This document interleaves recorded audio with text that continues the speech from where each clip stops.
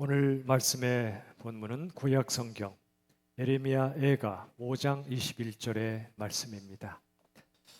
제 성경으로 구약성경 1150쪽 예레미야 애가 5장 21절 말씀을 제가 이 시간 받들어 읽겠습니다. 여호와여, 우리를 주께로 돌이키소서. 그리하시면 우리가 주께로 돌아가겠사오니 우리의 날들을 다시 새롭게 하사 옛적 같게 하옵소서. 아멘. 오늘은 하나님의 섭리와 인간의 책임이라는 제목의 말씀을 나누겠습니다. 여러분에게 질문 하나 드리죠. 여러분, 하나님의 섭리와 인간의 책임, 이 둘 중에 뭐가 더 중요할까요? 정신이 혼미하십니까? 자, 하나님의 섭리와 인간의 책임 둘 중에 뭐가 더 중요합니까? 하나님의 섭리, 그것도 맞아요. 또 인간의 책임도 소중하죠. 정답은 둘 다죠.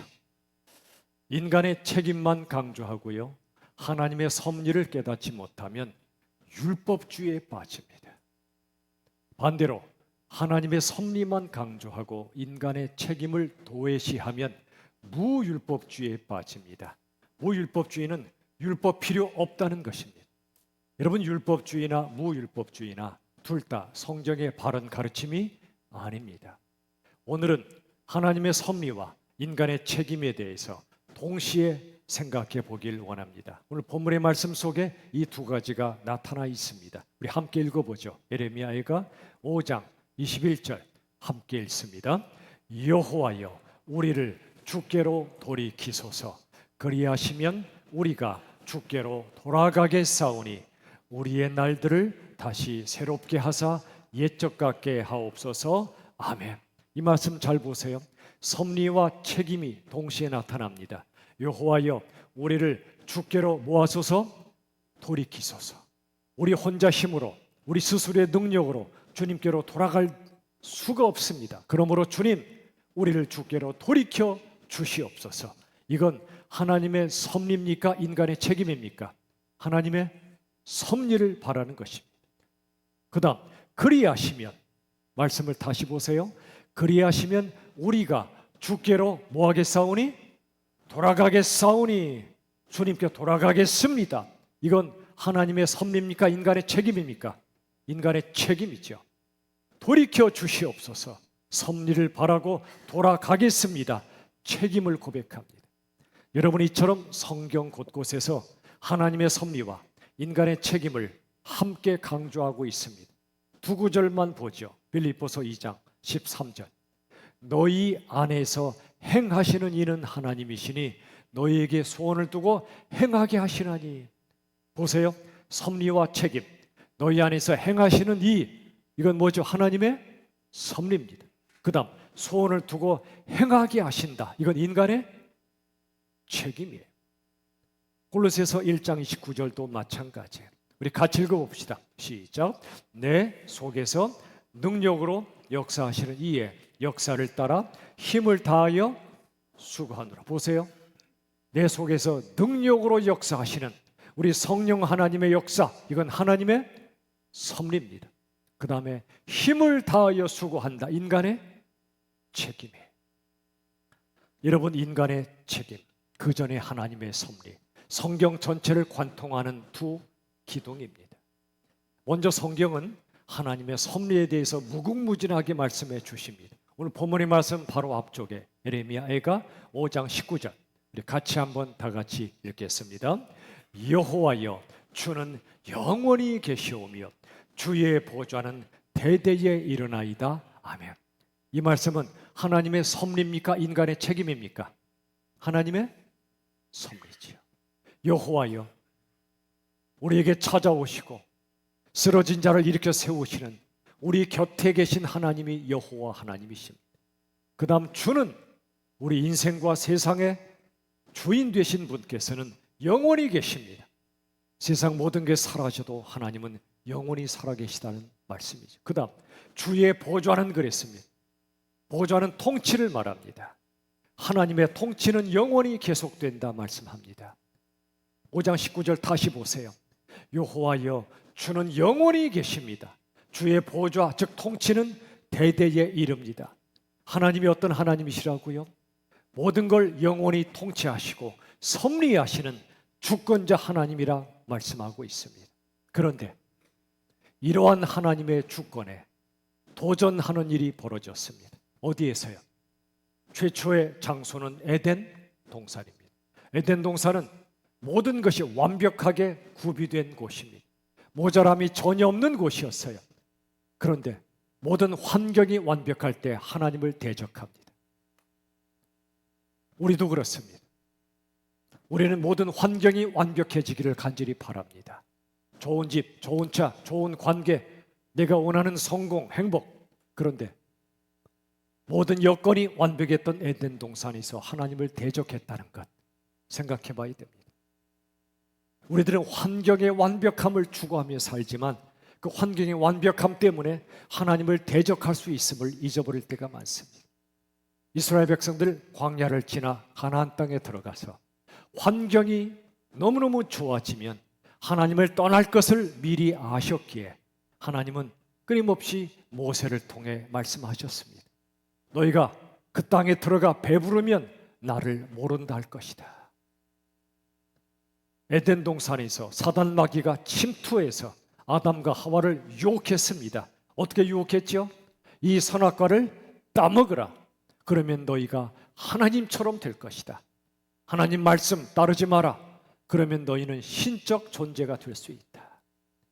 하나님이 왜 선악과를 거기 두셨죠? 선악과를 괜히 만들어서 왜 죄짓게 하셨죠?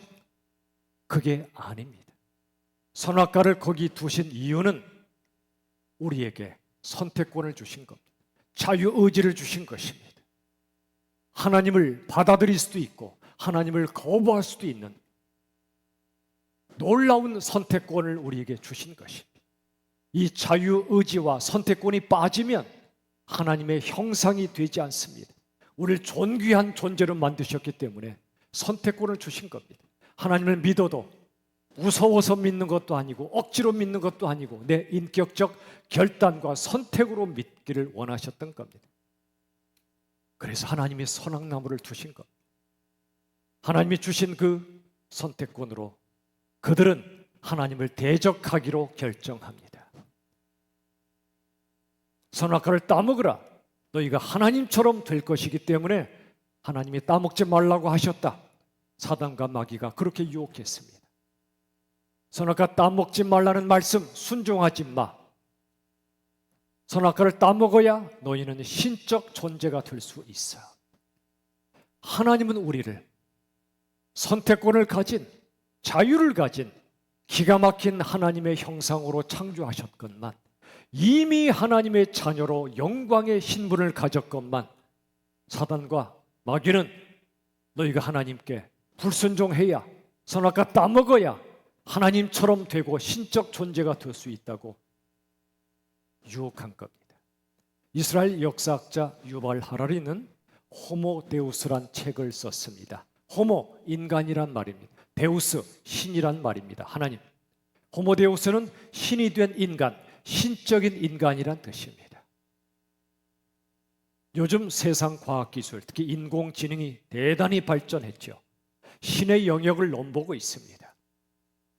그러나 과학기술과 인공지능은 아무리 발전해도 죄와 죽음이라는 근본적인 문제를 절대로 해결 못합니다.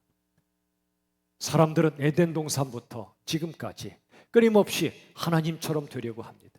신적인 존재가 되려고 합니다. 그런데 하나님은 반대로 행하십니다.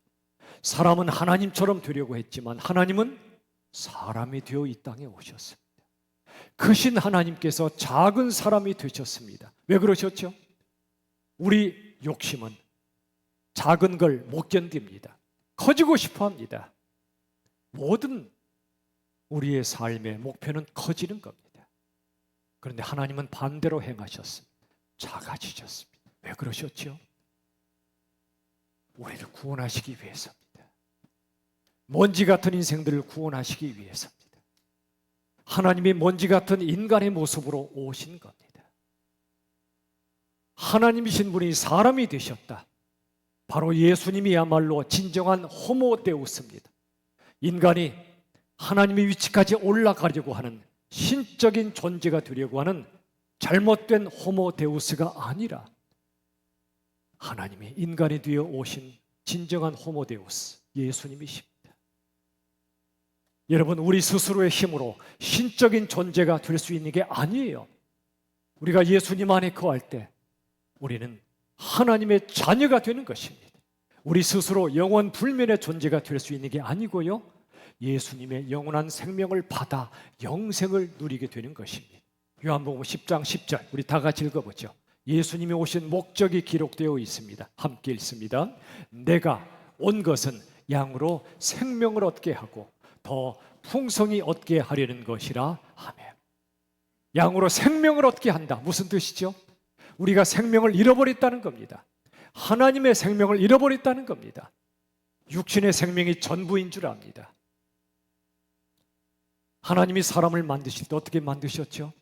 흙, 먼지, 티끌로 만드시고 하나님의 생기, 하나님의 생명, 하나님의 영을 부으셔서 생령, 살아있는 영적 존재로 사람을 만드셨는데, 사람이 하나님을 대적합니다. 하나님을 멀리 해버립니다. 하나님의 생기가 빠져나갑니다. 남은 건 뭐죠? 흙입니다. 먼지입니다. 티끌입니다. 그런 분들이 가끔 있습니다. 인생이 뭔지 모르겠대요. 제가 대답합니다. 인생은 먼지요. 김광석 씨의 노래 좀 들으세요. 먼지가 되어란 노래가 있어요. 인생이 뭔지 모르겠다? 답은 뭐라고? 인생은 먼지입니다. 하나님 없는 인생은 먼지입니다. 저는 우리 성도님들이 집을 사시거나 어느 집에 들어가 새롭게 이사하시면 정말 기뻐요. 이 땅에 안식처가 있다는 건 얼마나 기뻐요. 밖에 비가 막 쏟아져 내릴 때에도 튼튼한 집 안에 있으면 편안하잖아요. 빗소리가 음악소리처럼 들리잖아요. 집은 소중한 겁니다. 그러나 집이 인생의 목적일 수는 없습니다. 시멘트 덩이가 인생의 목적일 수는 없습니다. 시멘트 더미는 먼지와 티끌이 모여서 된 것입니다. 소중하지만 그게 인생의 전부일 수는 없습니다. 이 육체도 티끌입니다. 열심히 건강관리 하셔야 됩니다. 화장도 하시고 외모를 꾸미는 것도 좋습니다. 그러나 육체가 전부일 수는 없습니다. 하나님의 생기, 하나님의 영이 빠진 인생은 살았지만 실은 죽은 겁니다. 예수님이 오신 목적은 양으로 생명을 얻게 하겠다. 무슨 뜻이라고요? 생명을 잃어버렸다는 겁니다. 하나님의 생명을 잃어버리고 사실 때 죄로 인하여, 죄의 결과는 죽음이죠. 하나님은 우리가 죄와 죽음의 자리에 빠져 있을 때 어쩌다 그렇게 됐냐, 그런 하나님이 아니세요.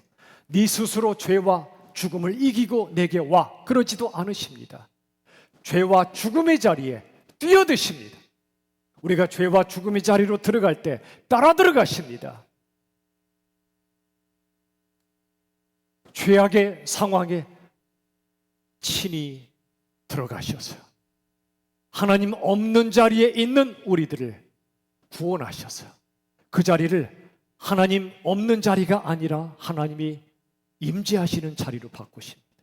죄를 없애버리고 죽음을 없애버리고 그 자리에 하나님의 생명이 임하는 자리로 만드시려고 예수님이 이 땅에 오셨고 십자가에 죽으신 거예요. 나를 위하여 십자가에 죽으셨다. 얼마나 아프셨을까? 그 정도가 아니에요. 십자가는 우리가 사망의 자리에 있을 때 그 자리까지 따라 들어가신 겁니다. 그래서 우리를 살리시는 거예요. 죄와 죽음에 더 이상 매여 살지 않도록 죽음의 자리에 따라 들어가 죽음을 없애버리시는 분이 바로 예수님이십니다. 그래서 생명을 얻게 하십니다. 오늘 에레미야 애가 5장 11절 본문의 말씀, 여호와여 우리를 주께로 돌이키소서, 하나님 없는 자리에서 하나님 계신 자리로 돌이켜 주시옵소서. 죄와 죽음이 가득한 자리에서 죄와 죽음이 없는 자리로 돌이켜 주시옵소서. 이 말씀의 본문의 배경이 뭐죠? 유다 백성들, 하나님의 백성들이 하나님을 대적하고 우상을 숭배하는 죄 때문에 바벨론 포로로 잡혀갑니다. 기가 막힌 고난의 시간을 보냅니다. 그런 이스라엘 백성들을 위하여 에레미야 선지자가 눈물로 기도합니다. 주여, 우리를 주께로 돌이켜 주시옵소서. 이 나라 이 민족을 위해서도 이런 기도를 드려야 됩니다. 우리 자신을 위해서도 드려야 됩니다. 그런데 여러분, 에레미야 선지자가 드렸던 이 기도, 우리 주께로 돌이켜달라는 이 기도에 대한 하나님의 응답이 뭐죠? 그 응답은 바로 예수님이었습니다. 스스로 하나님께 돌아갈 능력이 없는 우리들, 오직 예수님의 십자가 은혜로만 하나님께 돌아갈 수 있다는 것입니다. 히브리서 10장 19절. 우리가 예수의 피를 힘입어, 예수의 피, 우리 죄 때문에 흘리신 십자가의 보혈을 힘입어야만 성소, 지성소, 하나님이 계신 그곳에 들어갈 수 있는 담력을 얻는데요. 하나님께 돌아갈 용기를 얻는데요. 캄캄한 밤의 어두움이 아침에 해가 떠오르면 흔적도 없이 사라지죠. 어둠은 빛 앞에 설 수 없는 거예요. 어두운 죄로 가득한 우리들이 빛이신 하나님 앞에 설 수가 없어요. 하나님께 돌아갈 수가 없어요. 그런데 우리의 어두운 모든 죄를 친히 끌어안고 십자가에 죽으신 예수 그리스도, 죄와 죽음의 자리에 따라 들어가시고 뛰어드신 예수님, 그래서 죄와 죽음을 없애버리시는 그 예수님의 십자가 보혈 때문에 우리가 비로소 하나님 계신 그곳에 돌아갈 수 있게 되었다는 겁니다. 이게 바로 구원입니다. 여러분, 하나님의 섭리가 얼마나 놀라운지 여러분 아시나요? 이 세상에 죄악이 가득하죠. 텔레비전을 보나 유튜브를 보나 정치, 경제, 사회, 문화 죄로 가득 차 있습니다. 낙심되죠. 그런데 여러분, 세상에 죄악이 가득할 때 하나님의 섭리가 어떻게 작동할까요? 하나님은 그 악을 통해 당신의 선을 드러내십니다. 여러분, 애굽 왕의 이름 아시죠? 바로입니다. 이 바로가요, 하나님의 백성들을 내보내지 않습니다. 자기의 노동력이거든요. 절대 안 돼. 모세를 통해 우리를 보내주시오 말해도 말 안 듣습니다. 하나님을 대적하는 애굽 왕 바로 악의 상징입니다. 근데 하나님은 애굽 왕의 악을 통해 하나님의 거룩을 보여주십니다. 세상에 소문이 나죠. 애굽 왕 바로가 이스라엘 백성 안 내보낸대. 점점 더 악을 행한대. 놀랍게도 바로가 악을 행하면 행할수록 하나님의 전능하심은 온 세계에 퍼져갑니다.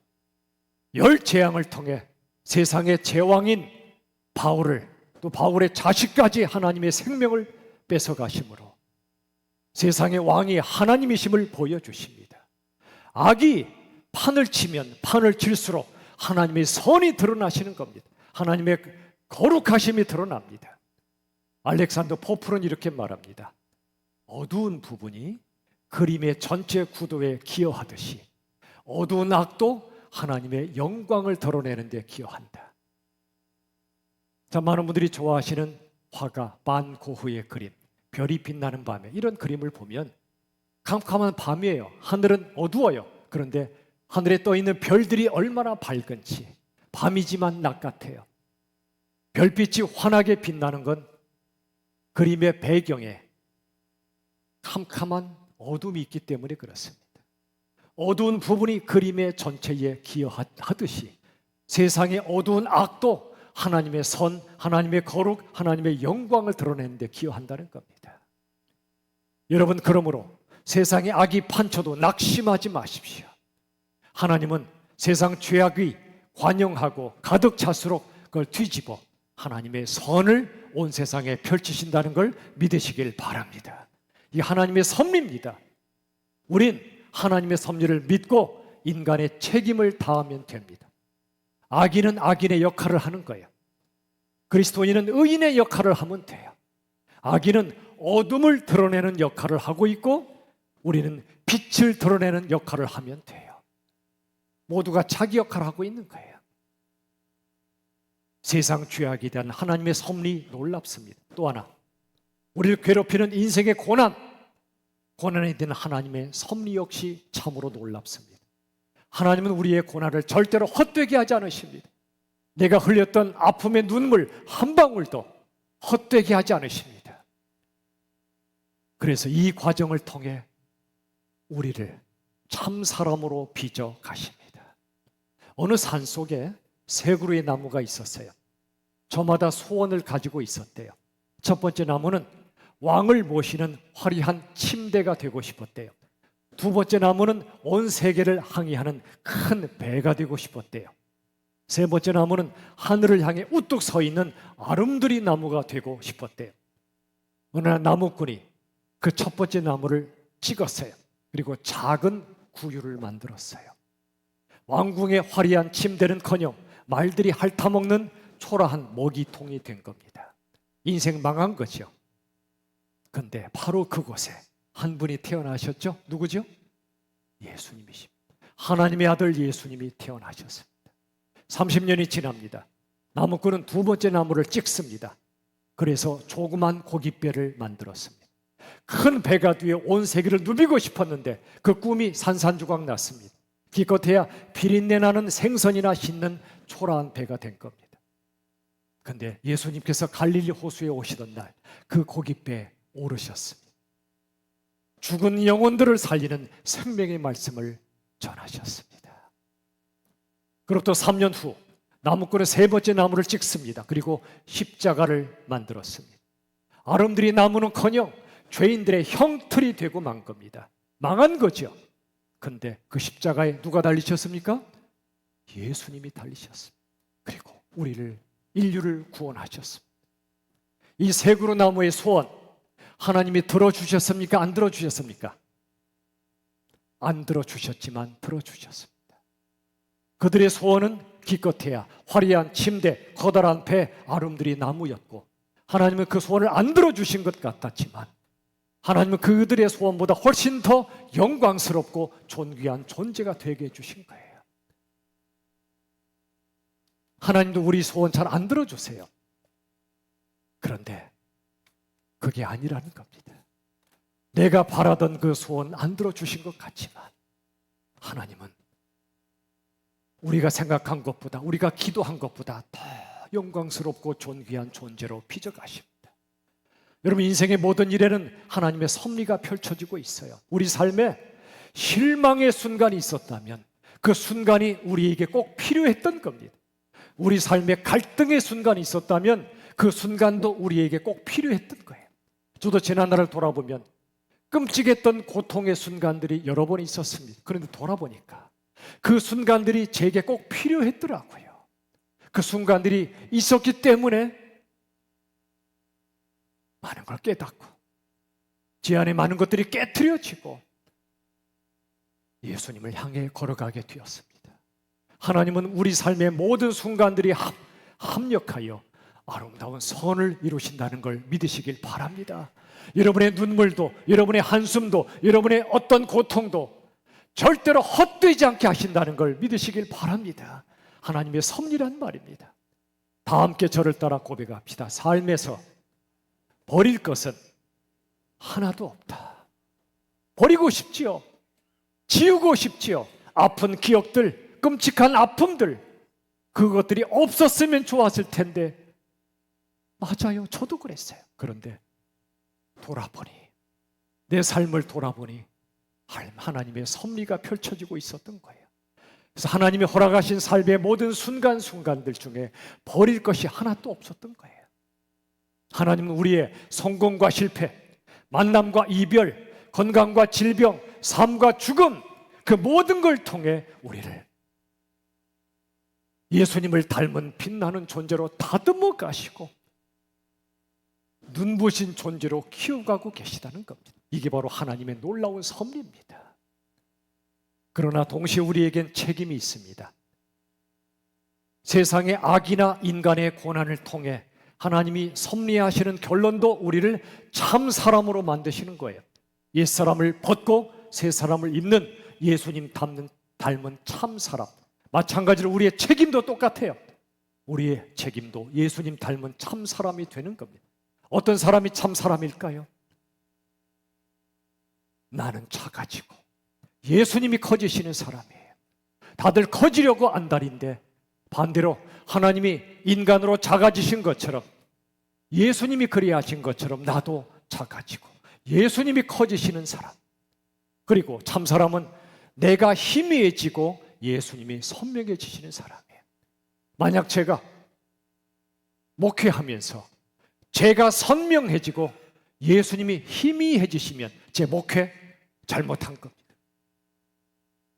저와 여러분의 삶 속에 우리들은 빛나고 예수님은 흐려지면 우리 제대로 사는 거 아니에요.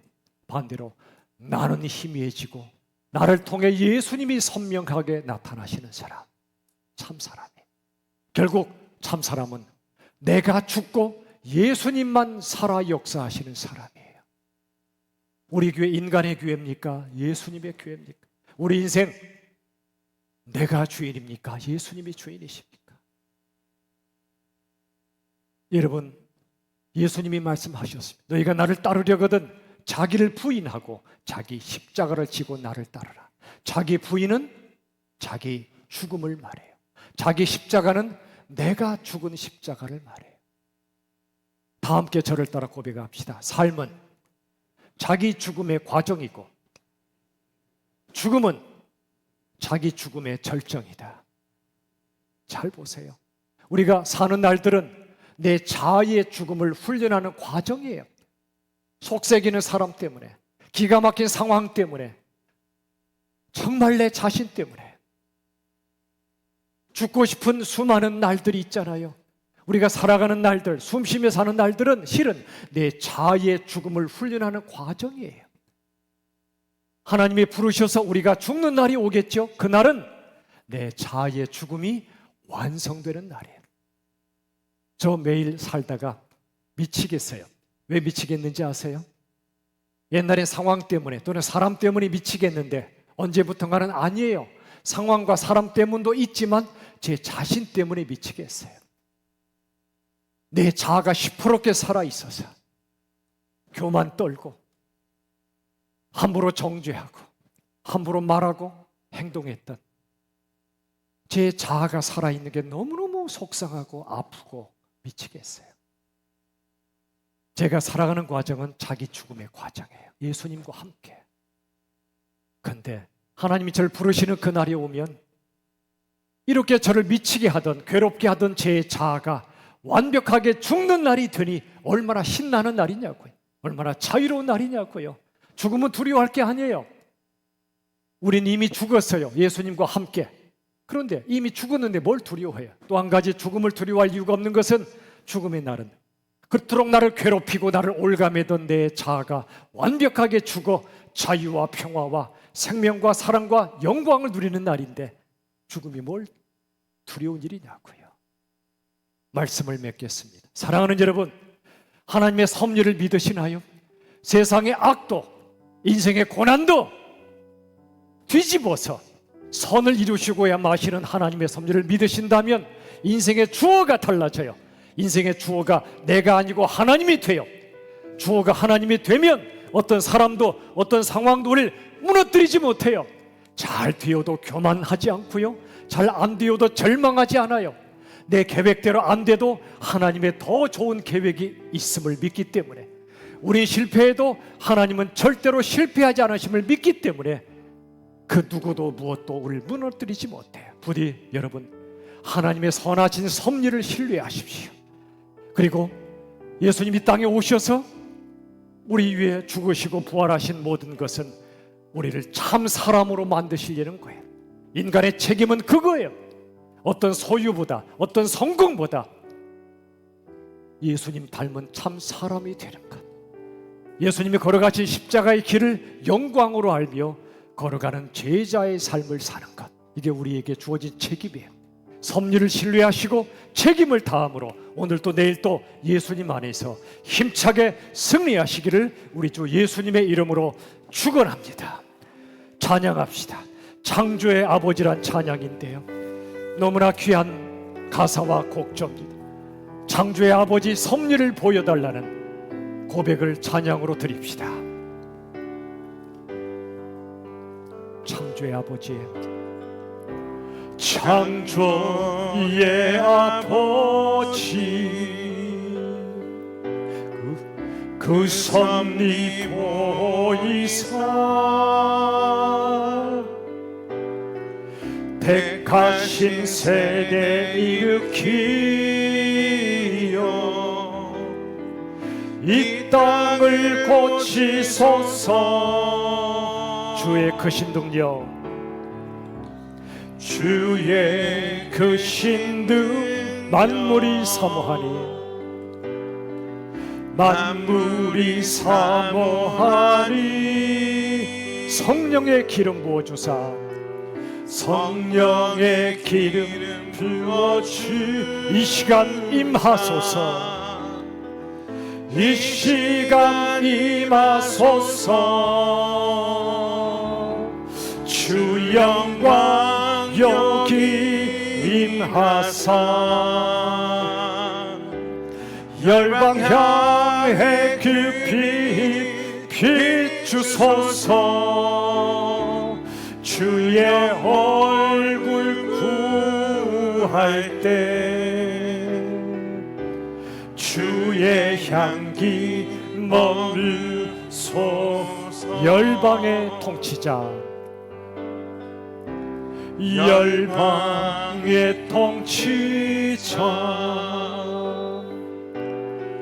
세상이 보리라. 신실한 주의 약속이, 교회는 승리하리, 교회는 승리하리. 아멘. 우리를 돌아보사, 우리를 돌아보사. 강건케 하소서, 강건케 하소서. 연약함 모두 벗어지 승리케 하옵소서.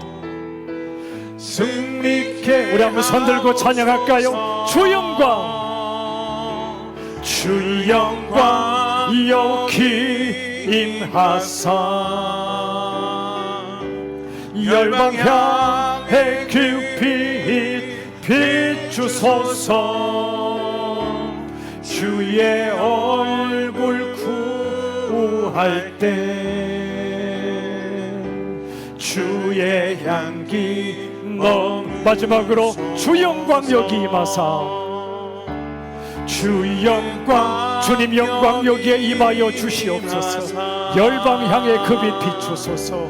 열방 향해 그 빛 비추소서. 아멘.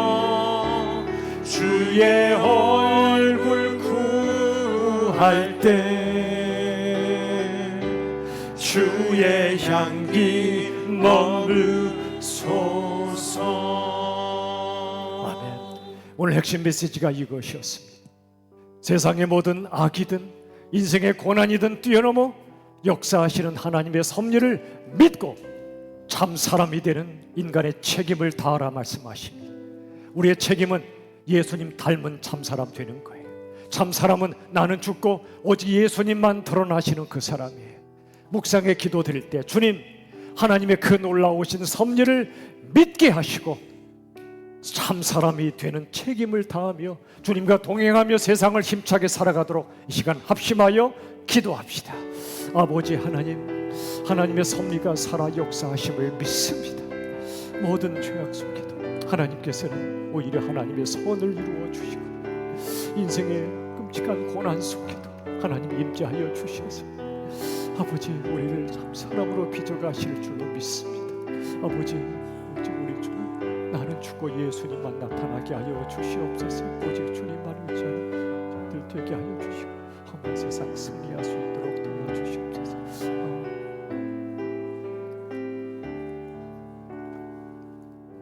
하나님 감사합니다. 잠본지 같은 인생, 아무것도 아닌 것 때문에 울고 웃으며 인생의 고난이 찾아올 때 하나님을 멀리하고 말았던 우리의 죄악됨을 용서하여 주시옵소서. 그러나 우리의 약함을 아시는 주님, 우리의 눈물을 닦아주시는 주님, 우리가 죽음의 자리에 있어도 거기로 따라 들어가셔서 죽음의 자리를 생명의 자리로 바꾸시는 주님, 이 시간 주님의 임재를 구하며 주님 없이 살 수 없어서 이 자리 나와 예배하는 당신의 아들, 딸들을 위로하여 주시고 안아 주시옵소서. 내 아들, 딸아, 걱정하지 마라, 두려워하지 마라, 너는 나의 아들이며 딸이다, 내가 너와 함께하노라, 내 섭리로 너를 승리케 하리라 말씀하시는 주의 음성을 듣게 하여 주시옵소서. 예수님의 이름으로 기도하옵나이다. 아멘.